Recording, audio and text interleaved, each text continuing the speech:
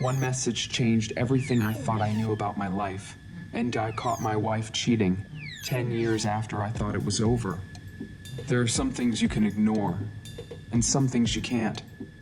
For 10 years I thought I'd buried the past, until one offhand comment, one random sighting, cracked it wide open. What started as quiet suspicion became a full-scale investigation. I gathered evidence. I spoke to lawyers. I didn't shout. I didn't scream. I waited. And when the moment came, I dropped everything. Quiet. Final. This isn't a story about anger. It's about knowing when enough is enough. Welcome to 10 by 10 Confidential. If you're new here, thank you for watching our videos. Here, we share true relationship stories, quiet revenge tales, and the kinds of betrayals you won't hear anywhere else. Make sure to smash that like button, subscribe, and don't forget to hit the bell so you get notified when our next story drops. And now, let's get into it. Title: The Message I Wasn't Meant to See. Burner account. Fake names. Fake account. Just need to get this out. Location: small town, Pacific Northwest, US. The suspicion returns. For as long as I can remember, I told myself I had made peace with the past. 10 years ago, my wife, before we were even married, admitted to kissing a guy she called a friend. It wasn't much of a confession. It took hours of pushing, of me asking questions she dodged or outright denied. Hugging turned into kissing. I never got more out of her. And after a while, I stopped asking. We moved on, had 2 kids, built a home, a quiet life in a small town. Then it started all over again. It happened during a random lunch. My sister lives across the river in a bigger city. I don't see her much these days, but that day we met up at a place near her work. We were eating fries, talking about nothing important. Then she said it. "Hey, isn't your wife's car gray? I think I saw her last week at the Junction Cafe. She was sitting outside with some guy.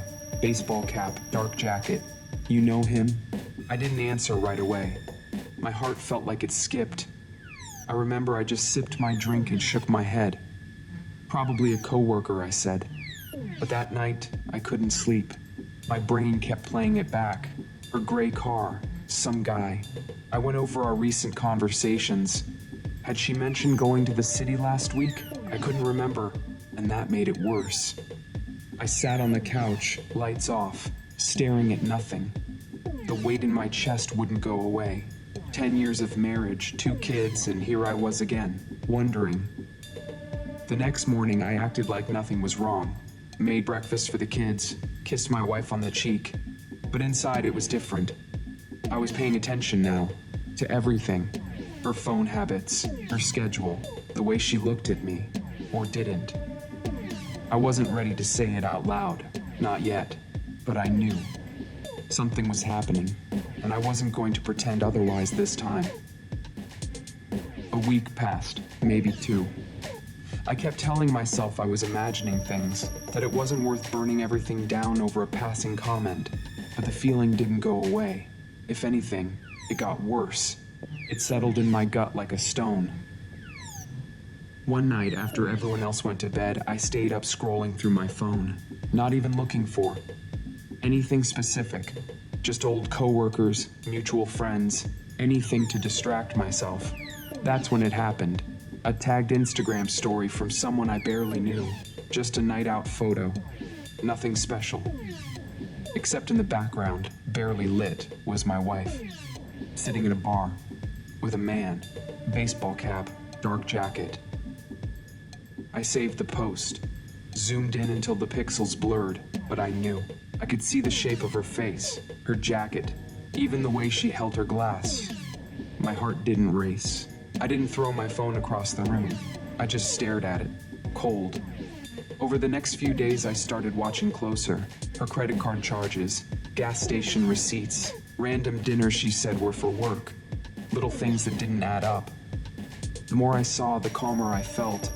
Like a storm had passed, and all that was left was still water. But I wasn't sure what I was going to do. Not yet. I kept thinking about the kids, about what would happen if I was right. But that didn't stop me from looking, from gathering every piece, one by one. By the time I decided to take action, I wasn't acting like myself anymore. I didn't get angry. I didn't get loud. I just got quiet. First thing I did was buy a burner phone. One town over, cash only. I set up a fresh email account. No names, no links to anything that could trace back to me. Then I called in a favor. A friend from years back, someone good with IT stuff. I told him as little as possible, just that I needed help checking some records, payments, phone locations. Meanwhile, I kept track myself. Gas station stops, credit card charges, Instagram likes.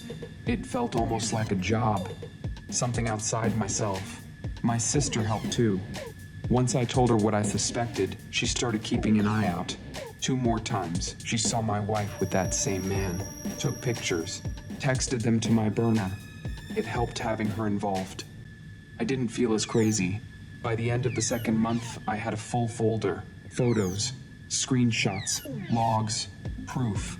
That was when I sat down and asked myself, what do I really want? Revenge or just the truth? I wasn't sure yet, but I knew I wasn't going to let it sit. Not this time. It's a strange thing walking into a lawyer's office and telling them your life might be falling apart.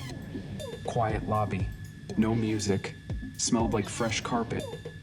The woman I met with didn't waste time. Asked the usual questions. Kids, property, income. Then she asked if I had proof. I handed her the burner phone, opened the folder, watched her scroll through photo after photo, screenshot after screenshot. She didn't say anything until she was done. You're in a good position, she said. We spent 2 hours planning, custody papers, financial forms, drafting emails. She showed me exactly how to structure the evidence drop, family, mutual friends, even HR if necessary. I wasn't interested in money, just my kids, my peace of mind. That night, I sat in my truck outside a grocery store, looking through everything one more time. I felt calm, empty, but in a way that felt final. Like a balloon finally deflated. I went home, ate dinner like normal, said goodnight to my kids, kissed them both on the forehead. Tomorrow would be the day. The next evening, my wife said she had a meeting. I knew it wasn't work. I let her go. 10 minutes after she left, I hit send. Emails, texts, family group chats, HR contact forms. Then I put the divorce papers on the kitchen table. When she came home, she saw them right away. Her face turned pale. She opened her mouth, closed it. Don't, I said. We're past that. We barely spoke after that. Random edit 1 2 days later. I'm okay. Kids are okay. Focusing on work, on keeping steady. Random edit 2 13 days later. Paternity test confirmed both kids are mine. Relieved. That was my biggest fear. Random edit 3 weeks later. Divorce moving forward. She moved out. Quiet house, but peaceful. Random edit 4 5 months later. New place. Smaller. Just me and the kids. Feels better. Final update 19 months later. Account deleted after this. I don't hate her. I hate what she did. But life goes on. Peace matters more. Thanks for watching 10 by 10 Confidential. If this story resonated with you, please hit that like button, subscribe, and don't forget to turn on notifications so you're always up to date with our latest uploads. Now, I want to hear from you. If you had proof of betrayal, would you gather evidence quietly or confront them directly? Let me know in the comments below. Let's talk.